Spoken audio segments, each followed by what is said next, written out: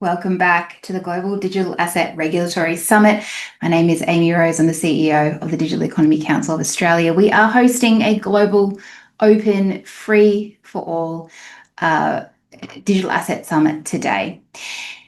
We're moving into Canada and the Caribbean in a conversation led by Michael Bacina. Laure Fouin and Morva Rohani will be joining, and I will welcome them to the stage. Welcome over to you, Michael. Thank you so much, Amy Rose.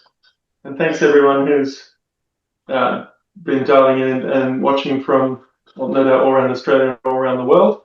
Most of the folks in Australia would know me. I did a little bit of help with the Digital Economy Council, and you'd also know that I have a great love for Canada, having lived there and been on the Canadian Australian Chamber of Commerce. I'm of course here in my capacity as the Deputy Chair of the Blockchain Association of the Cayman Islands, and we've got two fantastic guests here to help us go through the Canadian side of things and certainly what Australia might be able to learn from what's happened in Canada, being right next to, big, huge change maker of the US and everything exciting that we've just been hearing about in the US. It's really interesting learning from smaller economies like Canada and Australia. So I think without further ado, Laure, you head up legal for Coinbase in Canada. We've probably all seen the news that Coinbase has just listed an Australian stablecoin, which is very exciting. But I understand it might be a little bit further away in Canada, or will we have an Australian stablecoin listed on the Canadian Coinbase site? No, so unfortunately, there will not be an Australian denominated stablecoin listed here in Canada. We're very glad to be doing this in other geos, but it won't happen in Canada, unfortunately. And we'll get in the details of why later on, I think. Well, I'd love to hear a bit more of your view on the Canadian regulatory space. News of that doesn't really come to Australia so much. Canada is obviously a fairly conservative country, so you'd expect things to be moving a bit more slowly there. And then maybe Morva can touch on more of the policy side of things from the Canada Web3 Council, which is sort of like DECA for Canada. But Laure, could That's I right. you to explain a little bit about where Canada's sitting from a legal position? Okay, sorry. I finally found a way to have a proper picture here. So thank you. I think I can try in 5 minutes to summarize for everyone what is the landscape here. So the way crypto products have been regulated in Canada is still the historical securities and derivatives way. We still, unfortunately, do not have a helpful payment tokens, utility tokens, and investment tokens categorization like the US now have or the EU now have. So we're still on the on the previous way of doing things. But that is not to say we haven't made progress. On the securities side, we have an investment contract concept, same as the US, same as the Howey test. And based on that test, our securities regulator have taken the approach that whenever you're a custodial platform, you enter into a crypto contract with your user when that user buys crypto on your platform and keeps it in a custodial wallet. What that led is that in 2019, and that's pretty early for the crypto world, back in 2019, the Association of Canadian Securities Administrators issued a staff notice clarifying that because they had that concept of crypto contract and considered it a security, most custodial crypto trading platforms should register as a securities dealer. So already 6 years ago, we all started registering. Coinbase is one of them today. We're registered as a restricted dealer, working with the Canadian Securities Administrators to agree on what the terms and conditions can be for us to keep on carrying our business as a custodial platform. And the Canadian Securities Administrator is an umbrella association over 13 provincial, that's the equivalent of a state, securities regulator. We are the exact opposite as the US when it comes to jurisdiction for securities versus banking. So securities is distributed among all provinces, but we have a single banking regulator. Exact opposite.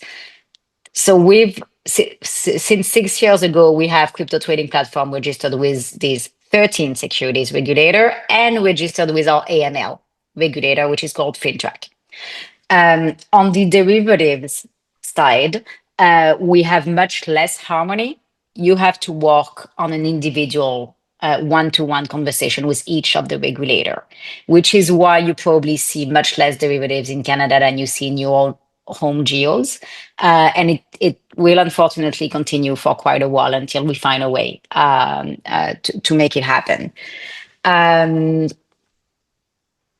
Now, what does that mean to have registered CTPs under the restricted dealer? It's what you would expect from a standard securities dealers, but they have adapted it to crypto. So qualified custodian, yes. Insurance of users' assets, yes.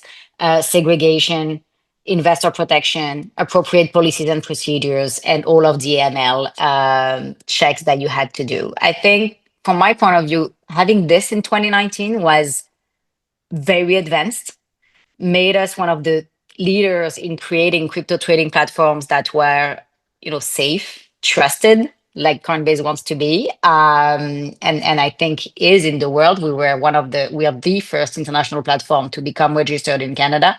But now in 2025, we have some issues and concerns, and I think Morva will get into the policy side and more of the today aspects of we want to move forward. We want stable coins. We want a clearer categorization of tokens, such as you have in the rest of the world.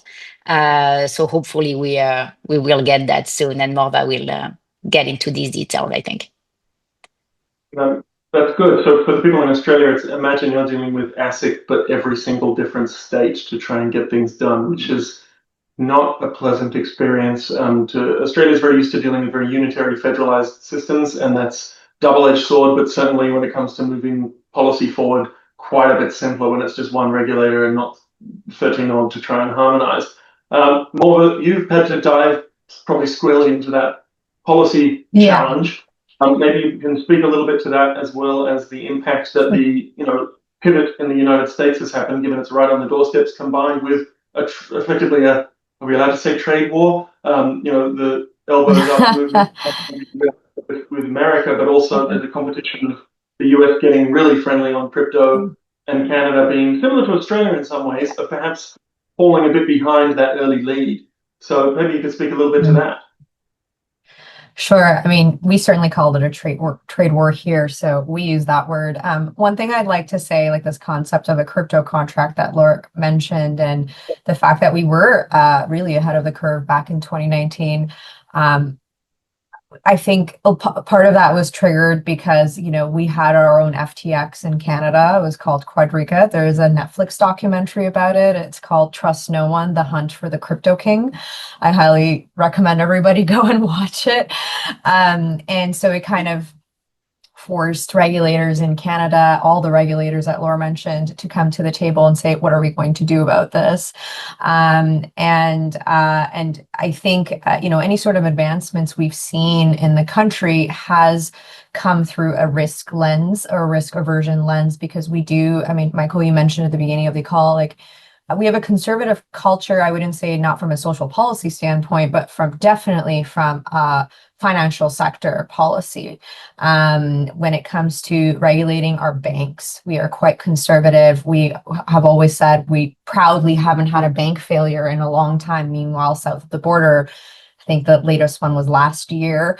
And so it's partly the concentration of banking power within Canada and that conservative regulatory culture naturally impacts what the digital asset space is trying to disrupt.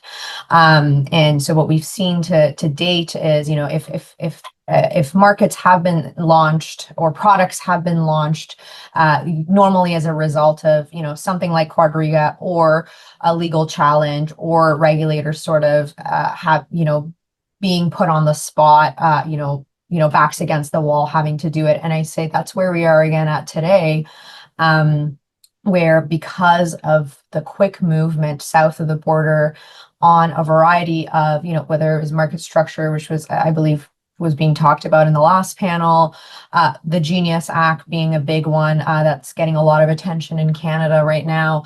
Now our regulators and our policy, especially our policymakers, really do have their backs against the wall because now they have to focus on this. But what I think is positive about this shift, even though we're talking about this, in the midst of, Canada having geopolitical tensions with its largest historical trading partner, is that we are now in our country finally looking at things through the lens of innovation and competition.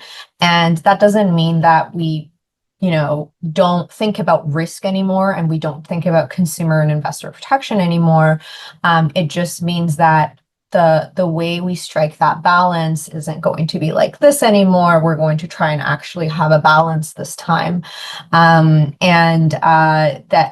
competition lens is particularly important because that's a conversation that's happening from a policy perspective in Canada in all sectors, not just in the digital asset sector, not just in finance. It's happening when we talk about tech, when we talk about energy, when we talk about, groceries, media, film production, everything is on the table right now because we've realized that we have to be more competitive. I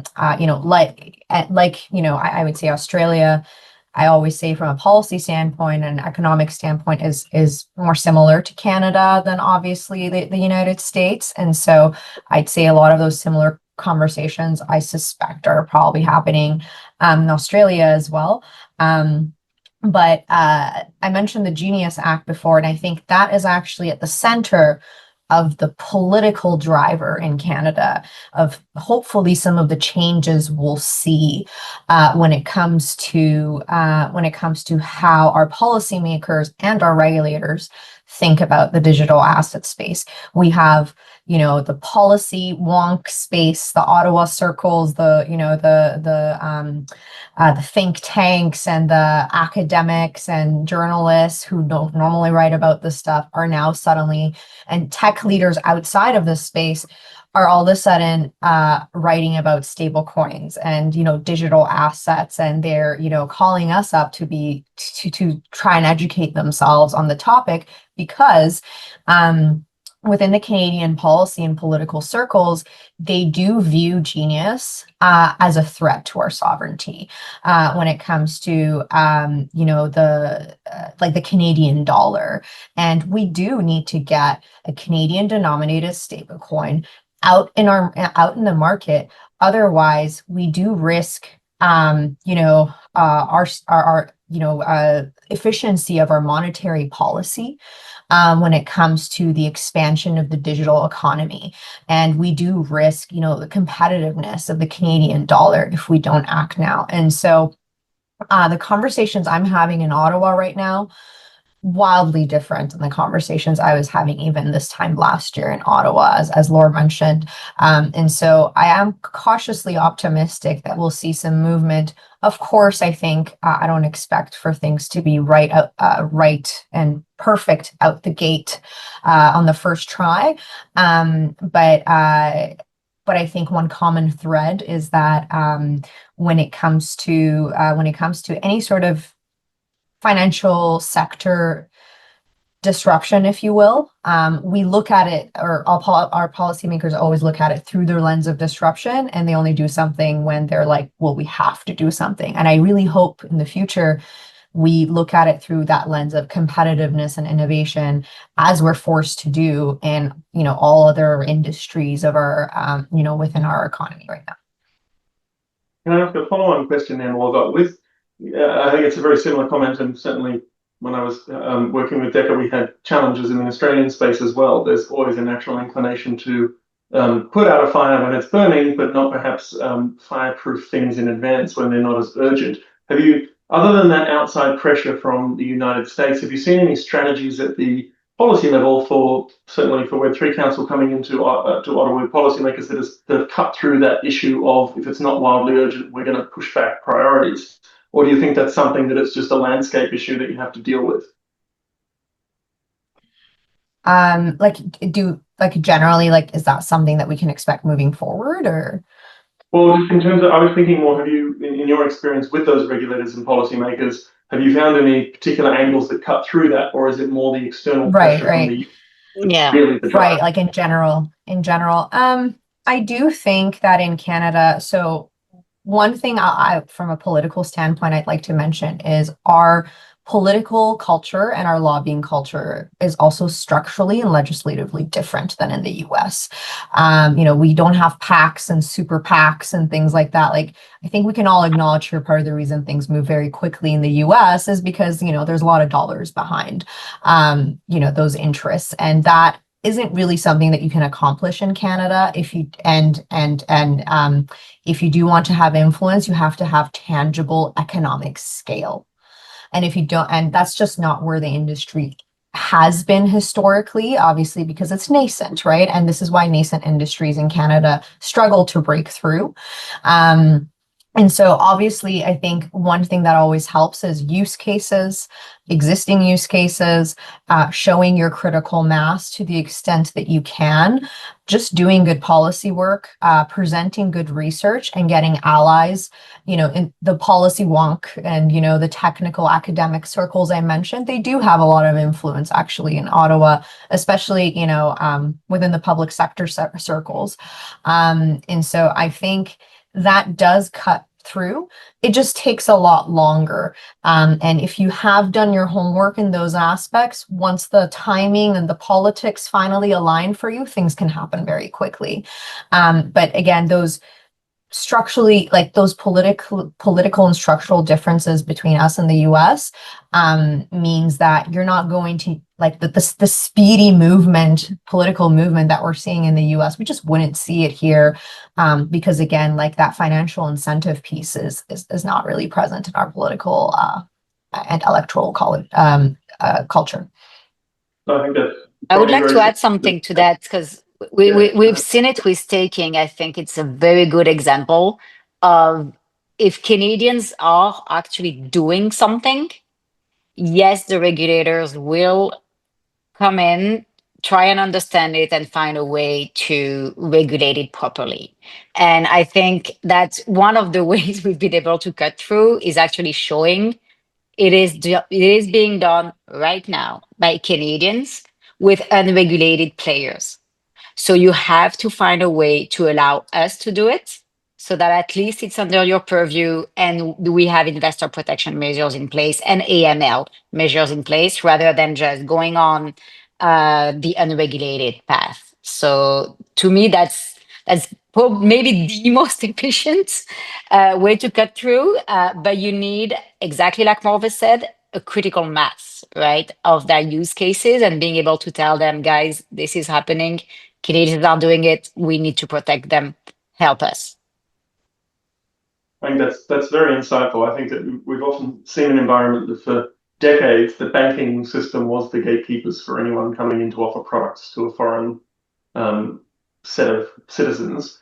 But the rise of crypto has completely taken that away, and that's definitely been something that I've seen in regulators that they're just so used to. Well, if they couldn't get a bank account, they couldn't come and do business certainly in Australia. But that's all ended. So we've had many conversations of saying, well, if you don't create the environment where businesses can be regulated locally, then the users will simply move to an offshore position. And it's a pretty unsatisfactory point for a regulator to say, well, then that'll be a we told you so, don't deal with them. They're going to do it. So if you don't give them a safe place to do it, you're doing them a disservice from giving them those kinds of protections and rails. I should probably speak very briefly, given we did have Caribbean on the list for the Cayman side, obviously being significantly smaller, double-edged sword, a regulator in Cayman, just one, the Cayman Island Monetary Authority. And, there seemed to be so much action back in 2018, 2019. Everyone got in on having, regulated things. Cayman's had a vast act for registration that covers off the AML issues, and principally back then, and as of April this year, exchange and custody licensing came into place. I think there's about 22 licensed VASPs in Cayman, which is represented. I think Coinbase probably has one of them as well. Certainly, a lot of the major exchanges serve a lot of the world out of Cayman, and probably a majority of the top 100 coins by market cap are here and various foundations. But it's obviously most important. Many of the users and holders of these things are sitting in their home jurisdictions, and it's real, decisions need to be made by those regulators what kind of access they will be able to have, and because they're going to do it anyway, how to protect them when somebody else has access to those assets when they're being held. Your Quadriga or your FTX issues. You want it to be sensible. I remember when I did a write-up on Quadriga, and there's a famous photograph of they were keeping bank drafts on a stove top. There's a great picture of it. You just think these things are essentially negotiable instruments, and if they catch fire, bad things occur, and you probably should store them on a stove. But that kind of thing, thankfully, is in the far distance behind. And obviously, Canada has a Cayman Islands has a consultation underway for RWA assets to make clear that they fall under securities laws here, not VASP laws, to avoid double licensing. Is there any, I suppose, movement around Canada and looking at, I know stablecoins will be the flavor of the month for a while, but RWA doesn't seem to be going away. People want to get assets and real world yield on chain to be able to be used. Do you see any traction happening in that space? I'm mindful we're pretty close on time, so I'll invite you for a very quick comment on either. Laure, could you perhaps go first on that? You mean yield offering on crypto assets? Yeah, or here in Canada? That's okay. So that is a very important topic, actually.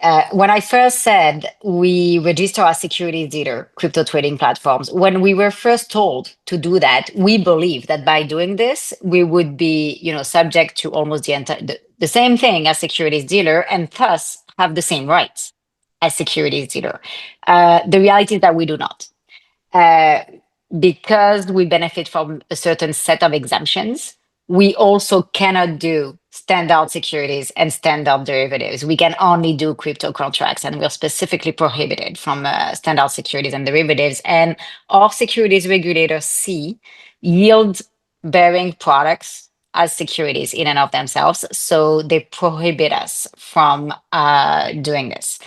It's a hot topic for us because, as you probably know, Coinbase really, I want to say likes, but yeah, really wishes to be able to reward their customers with yield-bearing products, and currently we cannot in Canada, but we hope to work on that in conjunction with the regulators. Yes, it's just less urgent, I would say, than some other topics that we have on the stove right now. Don't leave it on the stove too long, but that's quite insightful. And Morva, do you have a view around sort of that movement towards RWAs in conjunction with sort of stable coins and yield coming forward? Is that a higher level policy point, or is that going to be further back down the line once the stable coin issue is dealt with a bit more firmly in Canada?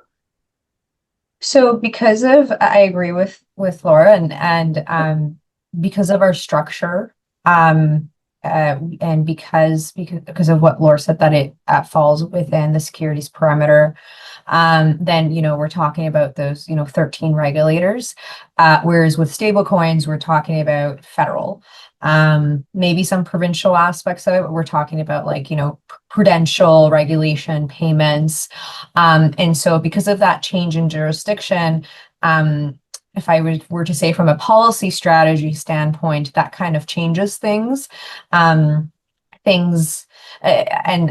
also procedurally, from a policy standpoint, it changes things. It requires us to ensure that we make the case with every province, like within every ministry of finance provincially. It also means we have to convince every securities regulator that this is important for the industry. And then the process, because we don't have, proper we don't have rulemaking, and it's a lot of it is based on guidance. I think it also kind of we don't have a lot to rely on in terms of actual precedent or how we could procedurally pound the pavement, if you will, whereas federally, there's consultations, there's budget cycles, policy cycles, public servants, the Department of Finance, and oddly enough, that path, even though sometimes slower, is more straightforward. But when it comes to this particular topic, it's not. And so to some extent, it actually depends on how much the industry prioritizes it and what regulatory strategy and engagement strategy the industry wants to employ to make this a priority. And I think because of that interjurisdictional complexity, right now for this year, a lot of folks are waiting to see what happens with stablecoins, get that out of the way, and then turning their heads into RWA. But I know that there are early conversations that have happened in the past year with regulators through various different firms, as well as just again from a policy standpoint, there's conversations we've also had, and so I know that regulators know that they have to turn their attention to it quickly. But I think to some extent, sometimes they try to buy time, and so they're also trying to see what happens federally on the stablecoin topic. Well, that makes sense. And certainly stablecoins are a slightly easier educational point, I think, for a lot of regulators and policymakers. Yes. Raw be just so big and so alien, but a dollar-backed stablecoin can be put on certain rails and say, right, it's high quality liquid assets or a bank account. That's all understood by the regulators and policymakers, and then saying, fine, the token is just a claim on that. Nice and easy, and maybe that is the gateway, learning, if you will, to then expanding it to a broader set of rulemaking. Now, I believe we may be at time, and want to ensure that we're being respectful of our next group who comes in. And I see Amy Rose is here as well. So I want to just say thank you so much to Laura and Morva for joining, particularly, yes, as it's probably getting to sunset up in Canada as well, and sharing those insights. Certainly a lot for Australia, I think, to learn from the Canadian approach with such similar cultural approaches to financial services, and we're really grateful for your insights there. Thank you very much. Thank you so much for having us. Thank you, Laure. Thank you, Morva. Thank you, Michael. Really wonderful, and it sounds very familiar. It's I think we are sister countries in a way. So I'll let you go. Enjoy your evening.